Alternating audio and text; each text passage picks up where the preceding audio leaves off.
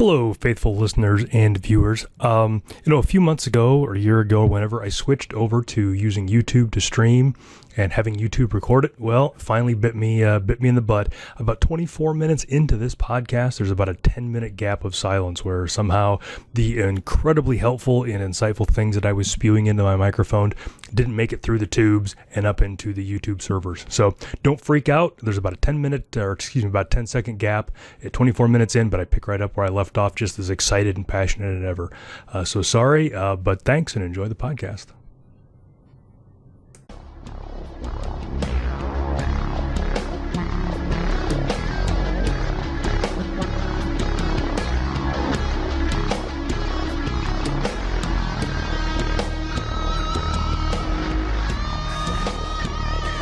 Good evening, everybody, and welcome to Todd Klindt's SharePoint podcast number 249, recorded live on June 8th, 2015. I am your host, Todd Klindt, and I'll be joining you for the next 30 minutes or so. We'll be talking about SharePoint and any other shiny technical things with on and off switches that have gotten my attention lately.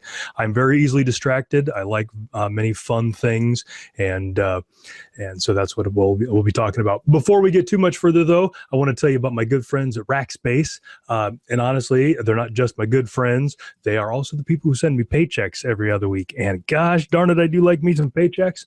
So go on out to SharePoint.rackspace.com and see about all of the great SharePoint products we have at Rackspace. We've got dedicated SharePoint where you own your own stuff and it's all your environment. You can do whatever you want. We've got multi-tenant SharePoint where you're like sharing stuff and it's hosted. We got all kinds of crazy things. So go out to SharePoint.rackspace.com.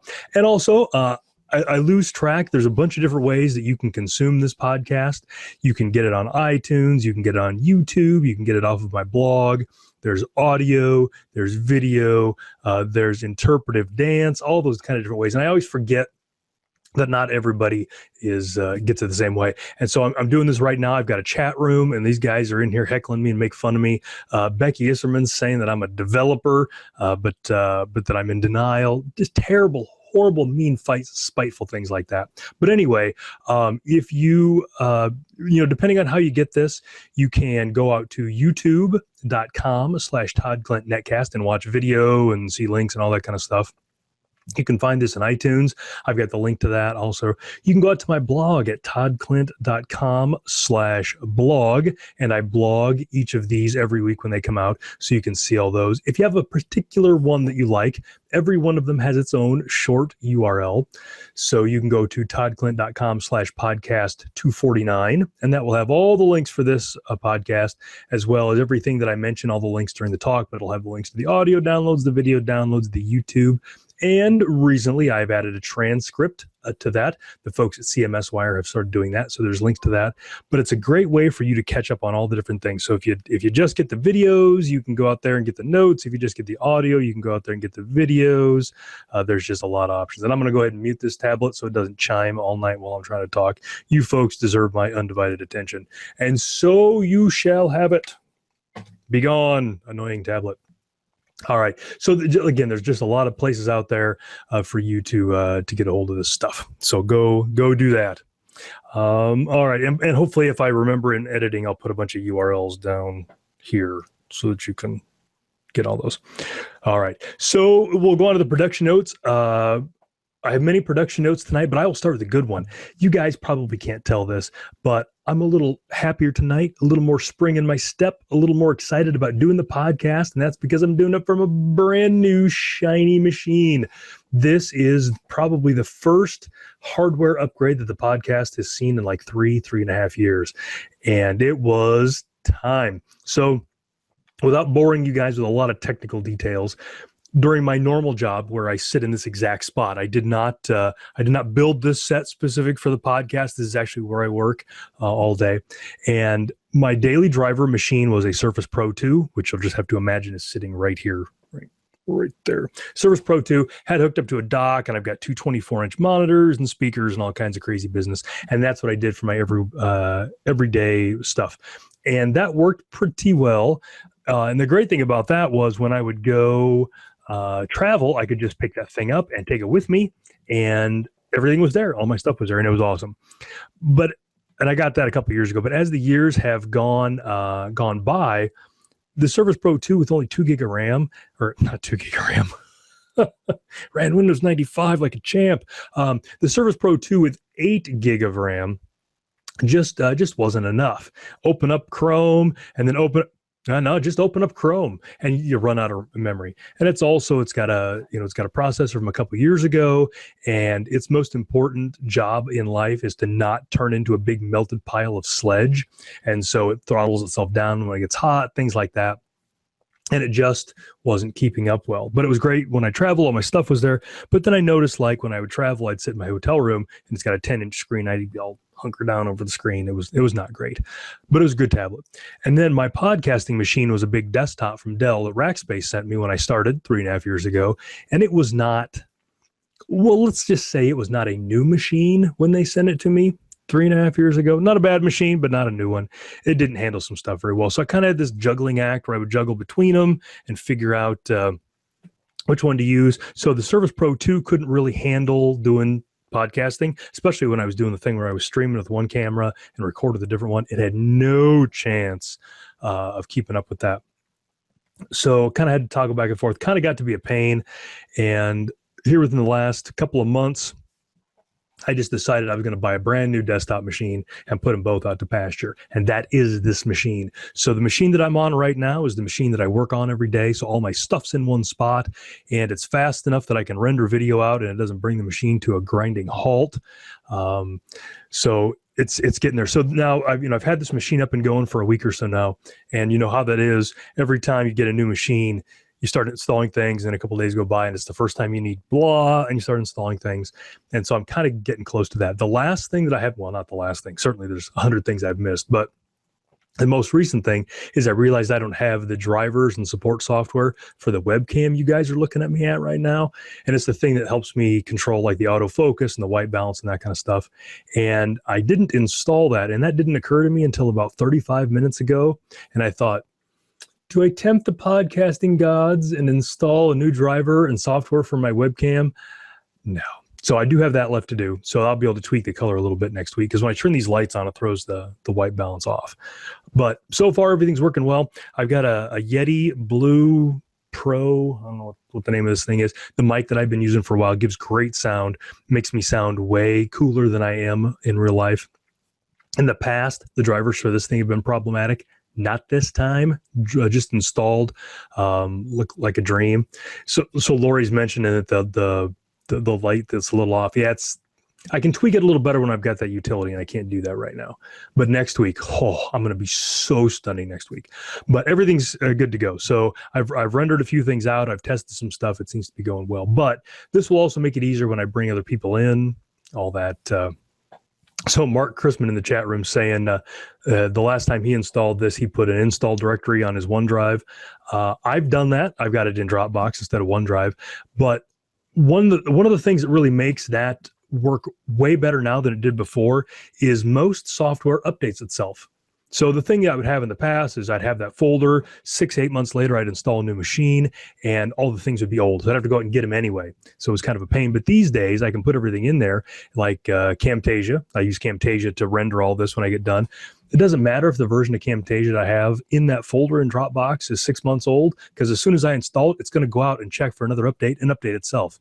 Same with Snagit, same with all those things. So that has been so great, because I had a bunch of those in one place already, and I just kind of went through that, did some updates. Oh, the cloud and all that's such a wonderful thing. So that's been good. So Lori asked, what's going to happen to my Surface Pro 2? I'm not certain right now. So right now it can still be my traveling machine a little bit, because again, everything still syncs. So I'm doing stuff on here, but I'm saving it to Dropbox. I'm saving it to OneDrive, and that will still get trickled down to my tablet. I'm not sure yet. I can tell you, though, I so miss this machine. So the way things are set up here, again, you can't see this. You have to take my word for it. I've got my two 24-inch monitors that I do most of my work on, and then I have the Surface Pro 2 sitting beneath the right monitor. And my normal daily practice was I would have on that screen like the full screen Metro Xbox music app, and that's what I'd listen to music on. Well, now I'm not running off that machine anymore, so that doesn't do that. I'm finding it really difficult to listen to music because in Windows 8.1, which this is all running, the music app has to be full screen. So now I have to decide if I want to install Windows 10 on here, play with Fire, or if I want to install, Modern Mix or something so I can minimize those things. But that's just one of the things. Or if I want to buy a 10-inch monitor and put down here. All kinds of ideas I need to think about. But overall, the machine's standing up good. I got Task Manager over here, and this machine's moving along admirably. So that's good. But again, the hardware constraints have caused me some stress over the last couple of year and a half, and I'm glad to see that the new machine seems to be working out just fine. Now, having said all that, it's probably a good time to fess up to the fact that I produced last week's podcast late because I was on the road, and so I just got those files out late last week, got everything finished up, the RSS feeds today. So this week's will go out much quicker. New fast machine, fast as lightning, plus I'm actually at home. Couple things though, in 2 weeks from tonight, so 8 plus carry the 9. So the 22nd, I will not be here. I will be south of here.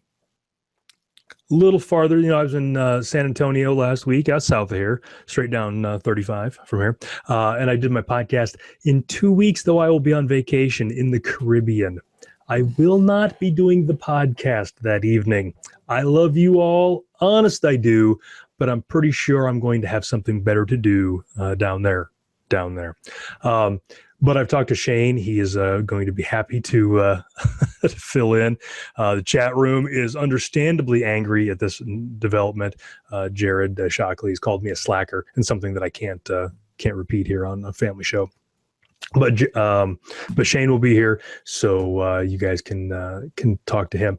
Now, sometime, and I don't know if it'll be next week or if it will be in July or how that will all work, I am negotiating with another guest. He's driving a hard bargain, but I think he and I are going to get something worked out. I sent him an email today and said, hey, would you be willing to do this? And he responded back with, dude, I'm honored. I'd love to. So I have a feeling he's toying with me, getting me to feel very confident before he gives me his diva-like demands. And once I tell who this person is, you'll understand his diva-like demands will be strong. But regardless, this is somebody who will be a lot of fun to have on. Good friend of mine, known him for years, and we're going to be talking about some identity stuff, I think is what we're going to talk about. So once I get that figured out and we get the time and all the finalized, make sure that it works for him, I'll post that out there. But that will be a fun one.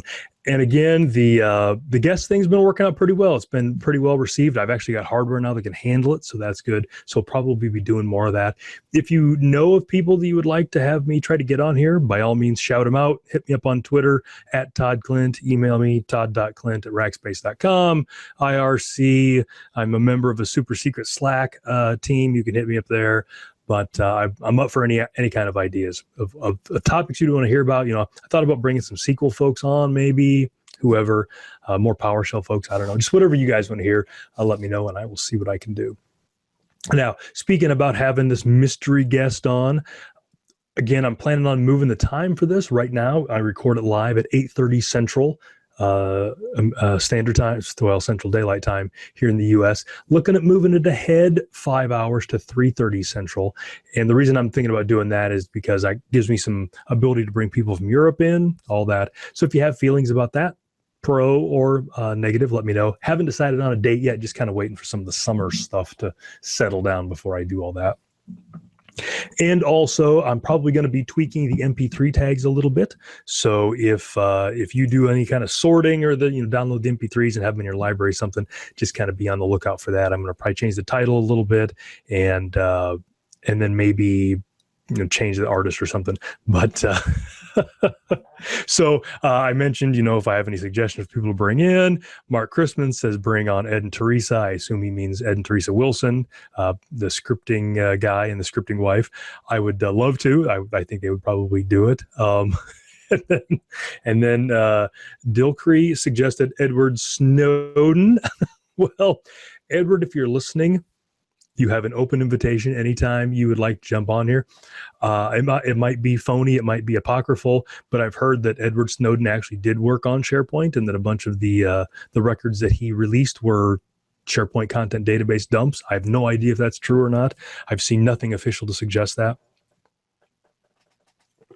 But maybe that's the hook. Maybe that's how I get him in here. But Mr. Snowden, if you are listening, you are more than welcome to jump on. But again, going to be jiggling with the MP3 tags a little bit. So we'll see where that goes. All right, for tonight's topics, it's been summer here in Iowa. Been nice. Got to 80 today. Went out for a nice run this afternoon. It was a good time. But I've been outside playing a lot, so I don't have a whole lot of topics tonight. So I'm going to get you guys out early, and we'll see what we can do about that. So the first thing that I wanted to talk about, as you guys know, I'm a long-suffering Windows Phone user, and that's been one of the topics we've discussed the last couple of weeks. Was, two podcasts ago, I talked about how Windows Phone 10 does not agree with me. And then last week, I talked about all the people that yelled at me because I said that Windows Phone 10 didn't agree with me. Well, I have bad news for them. I got more bad news today. I was reading all over the web, Windows Central and all those places, that the Facebook Graph, the API that programs use to bolt into Facebook and pull information out, is being changed in such a way that Microsoft products cannot access it anymore. So the Facebook Connect, which is what Microsoft calls their interface to Facebook Graph, Facebook Connect will be shut down, or probably is shut down at this point, for Windows 8, the desktop OS, and Windows Phone. Now, if you've got a Windows Phone, one of the things that has always made Windows Phone great, is the way that it merged all your contacts together. I love that. So if I've got a contact in there and I've just got their name and their email address, if I'm friends with them on Facebook and they've got their phone number in there, it will pull it into the People app. There's just all kinds of great stuff like that. It will pull in user pictures and things like that. It did all kinds of great stuff, and I think that functionality is going away, which will make me very sad, because that was just one of the great features of Windows Phone. So the article that I read said that it has gone away, and I haven't looked at my phone today to make sure whether it has or not. But the other thing that was odd is I only ever saw that the Facebook Graph was unavailable for Microsoft products. I didn't hear Facebook is broken on Android devices, things like that. Now, I don't know if that's because Facebook writes a first-party app for those platforms, and it just bakes everything in, whereas Microsoft writes the Facebook app for Windows Phone. I don't know. But for somebody who's kind of on the edge, man, this is just like another tiny little finishing nail in the coffin of me getting rid of Windows Phone. And I love the phone and I love the OS and I would love to keep using it. But it's just, there's another one of those things that I just can't do on my Windows Phone. So I'll be keeping an eye out for that, and I'll just see how bad that functionality is when I miss it. And also, this kind of stuff showed up in Windows too. So I don't know if you guys have noticed that in the Windows app, you would see people's status updates for Facebook and things like that. And I guess that's all going away too. Maybe Facebook and Microsoft will get this sorted out in the next couple of weeks, and we'll be able to do those kind of things. All right. So another fun piece of tech that has come out, this is something that's been out for a while, is Microsoft is adding automatic translation functionality to Skype for the Windows desktop later this year. They previewed this last year, and it was nothing short of amazing. It was nothing short of something right out of science fiction. And by right out of science fiction, I mean The Hitchhiker's Guide to the Galaxy. So for those of you that have read The Hitchhiker's Guide to the Galaxy, a great series of stories, a trilogy with, several pieces, more than 4, there was a piece of functionality you could get called the Babelfish or the Babelfish. You put it in your ear, much like a Bluetooth thing, and then it would automatically translate whatever anybody around you was speaking. And that's how they got around the whole thing with, aliens speaking English. Can't recommend the Hitchhiker series highly enough. Now, here we are. Skype is doing the same kind of thing. So if you're in a Skype video call with somebody and you speak German and they speak English or Italian or whatever, Skype will translate it automatically for you, which is just flat out amazing. And they did a demo of it last year, and it worked. It worked pretty well. And they've thought of a lot of things. So they will show so if I'm speaking, and I can only speak English because I live in America and everybody speaks nothing but English, 1,000 miles in every direction to me.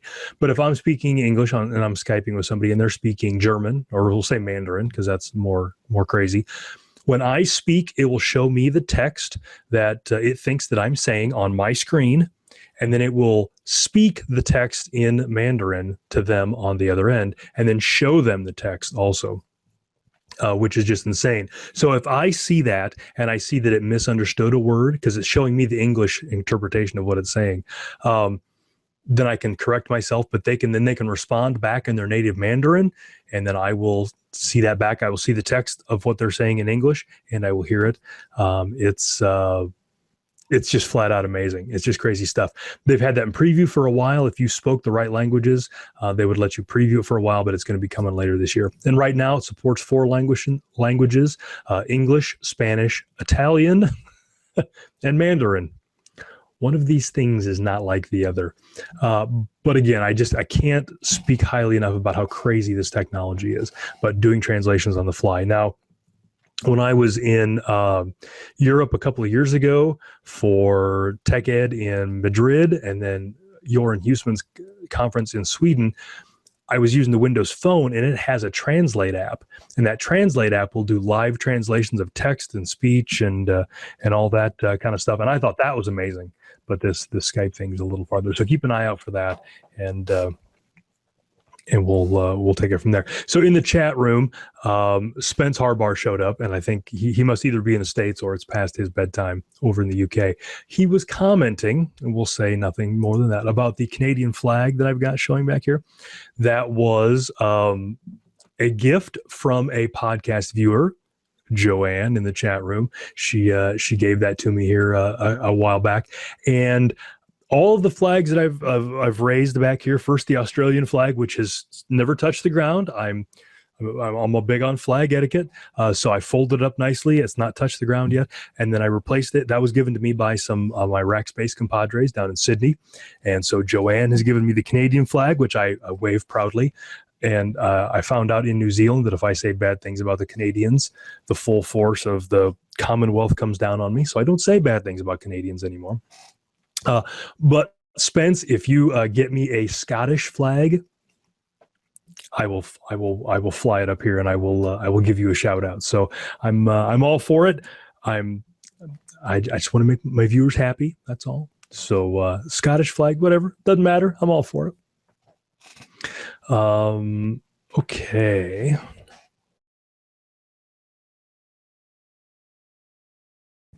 Yep. Brian. So yeah. All Joanne gave that to me at Ignite. So here's another story that came out last week that I thought was kind of cool. There's a big tech conference somewhere over in Asia. I think I forget the name of it now. But while they were at this tech conference, and I'm gonna load the article here so I don't mispronounce it and embarrass myself even more than I've embarrassed myself already. And now the page won't load. But anyway, at this tech conference, Microsoft or somebody showed pictures of these new prototype Windows computers that are coming out. Now, we've all got lots of Windows computers. There's nothing fancy about that.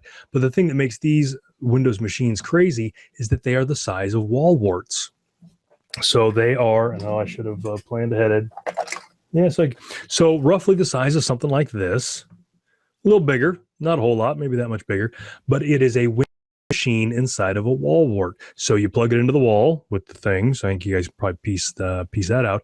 And then it's got a couple of USB ports. It's got an HDMI port, and it's this big. So as you guys know, as I sit here with a pile of tablets to my left and a pile of tablets to my right, obviously I'm going to buy one of these because they're just the cutest things ever. At this point, still no idea what I'm going to do with it, but I will get one. But it's running the same chipset as all these budget Windows tablets are running. So it's the Intel Atom 3735 system on a chip thing.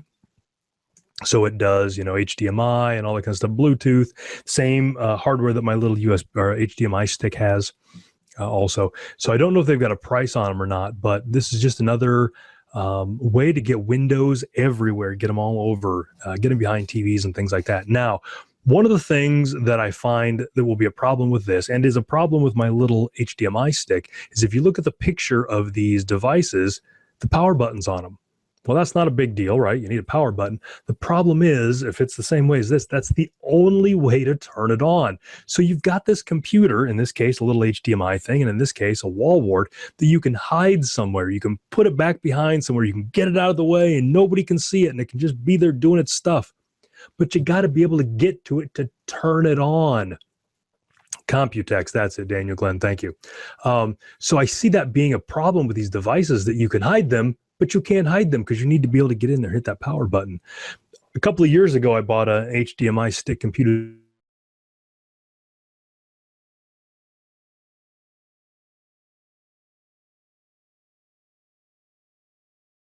It was an gyroscopic mouse, but that Android machine, also same small little form factor. If I pushed the Windows key on this remote, it would fire it up. So I could tuck it back behind a TV and not touch it. But none of these Windows boxes seem to have that built in. So I think that's something that they need to do to really make these things shine. Now, again, these are using that same Intel Atom Z3735 system on a chip bit that all these are using. It's got 2 gig of RAM and then up to 64 gig of storage. I find that that level of power is just at the cusp of being enough to do like high def video and things like that. So we're really close. I use it a lot when I'm watching video, things like that, in hotel rooms and stuff like that. But it's just almost to the cusp of not being enough. So hopefully, they'll rev this all the time, and we'll get some new hardware in there. But again, very cool. As soon as I can find a way to order this thing, and the company that makes them is a company called Quanta. So as soon as I can order one of those things, I will be all over it, and we'll see. Now, one of the things they talk about, and this is something that I was trying last week with my little HDMI stick, is using Cortana over Bluetooth with it. So I've got Windows 10 within the fast ring on that. So it's build, 10,130 or whatever the current build is. And Cortana is in there. And I paired up a Bluetooth headset, hoping that I could control that box doing the whole Hey Cortana thing. But for whatever reason, it didn't work, and I haven't spent a lot of time with it, but it would be nice if I could get that to work. But this stuff is cool. It's coming a long ways. I'm glad to see it. As a guy that likes things with on-off switches, it's a good time to be going. All right, this is the last non-SharePoint topic before I've got another SharePoint topic to talk about, but here's the last one. For those of us that were at Tech Ed a couple of years ago, we were able to buy Surface RT devices for $99. And I kind of liked Surface RT. I didn't mind Surface RT if you kept in mind what it was. It wasn't a full-fledged Windows box. You should never expect it to be a full-fledged Windows box. It was, the way I like to describe it to people is Windows RT is to Windows like iOS is to Mac OS. So you don't ever get somebody on an iPad complaining that they can't do full Mac OS stuff. And it was the same way with Windows RT and then Windows 8. But the bad news is the way Microsoft marketed all that was very confusing. But I got a couple of these Surface RTs. I use them all the time. I've used one within the last 24 hours. I listen to music on it, that kind of stuff. It's a great little device for that. But Microsoft said a few months ago that there would be no Windows 10 for these ARM-based devices, which made me very sad because I would have liked Windows 10. I'd like to keep using the thing, get my $99 out of it a couple of years later. But so we kind of didn't know what was going to happen. All they did say was that they would release at least one update to Windows 8.1 on these devices that would add some of the Windows 10 functionality. They didn't say which functionality. They didn't say when the update was coming out. So we didn't really know. But last week, I think at the same Computex conference, somebody got some screenshots of Windows 10 Mobile running on a 10-inch ARM device. So ARM, 10-inch ARM, that's what this is running. But Microsoft has said that with Windows 10, you're going to have like the x86 64-bit version of Windows, and then you're going to have Windows Mobile, which will be what runs on phones and small tablets, 7-inch tablets, things like that. And so it looks like that somewhere somebody's got a build of that, and they were showing it off. Now, whether you'll be able to put that on a Surface RT or any of the existing ARM devices, I'm guessing not, but we'll have to see. But that gives me some hope because I do like that walled garden aspect of Windows RT. I know I'm not going to install some dumb ActiveX component that's going to wipe my hard drive, or something's going to be snooping on me, or Bonsai Buddy, or any of that kind of stuff. I like that for the things that I did with that. So I'll be sad if that goes away. But I'll be keeping an eye on that. All right. So the final thing is a SharePoint topic, and this is kind of a weak one, and I'm sure it's blogged somewhere, but I'll probably blog it just the same. But it's something that I struggle with all the time. So I've got my blog out there, toddklindt.com. If you go to the root of toddklindt.com, you see in the upper right-hand corner, I guess for you guys, the upper right-hand corner, the sign-in link. But if you go to toddklindt.com/blog or toddklindt.com/netcast, you don't see that. I'm using a custom master page on those two webs and some other ones that hides some of those UX components.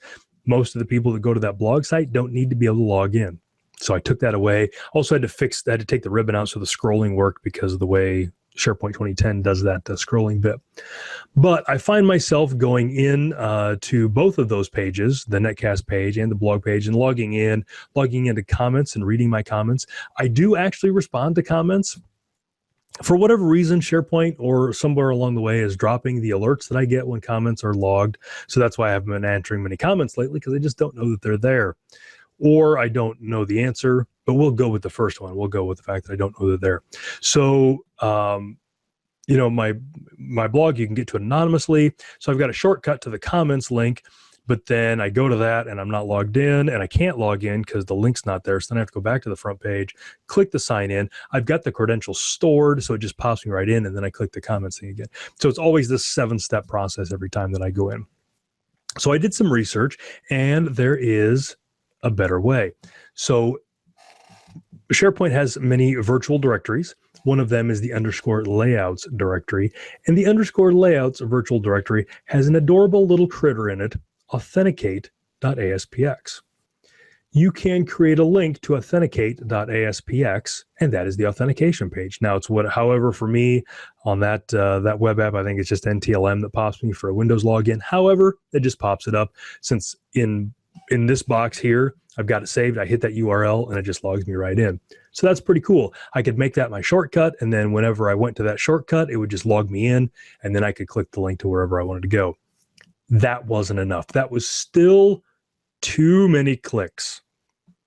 So then I discovered another thing. To that URL, you can put your subsite in. So I could put toddklindt.com/blog/layouts/authenticate.aspx, because it's a virtual directory, so it exists everywhere on all the webs. So now I could go to that URL and it would take me directly to the blog page logged in. That's pretty cool too. That's not enough either. I can take it one step further. Now, this is kind of an advanced one, and it's probably not going to translate very well to all this, so I'll probably put it in lower third. But you can pass the authenticate.aspx page a source parameter that it will bounce you back to after you authenticate. So, for instance, if I want to have a shortcut that takes me to my comments page, but always makes sure that I'm logged in when I go there, I can create a shortcut to toddklindt.com/blog/layouts/authenticate.aspx, and then the question mark, source equal, and then escape out all the characters. So it would be /blog/lists/comments/allcomments.aspx. But of course, the slashes are %2f and the period is a %2e. But I can give it that. If I didn't have the credentials saved, it would pop me for credentials. I would type my credentials in, and if they were good, then it would pop me to that page, the comments page. But since I've already got them stored on this machine, it just takes me right to that page and logs me in. Now, this is because I've got an internet-facing SharePoint site, which is a horrible idea. Just SharePoint doesn't handle that very well. But this is something you guys can use internally. You probably have custom master pages, all that you want to move things around. So if you want to put the sign-in link anywhere on the page, you just have to put it as a link to that authenticate.aspx page. And if you want to have specific links that take people places and log them in or whatever, you can use that whole source equal thing.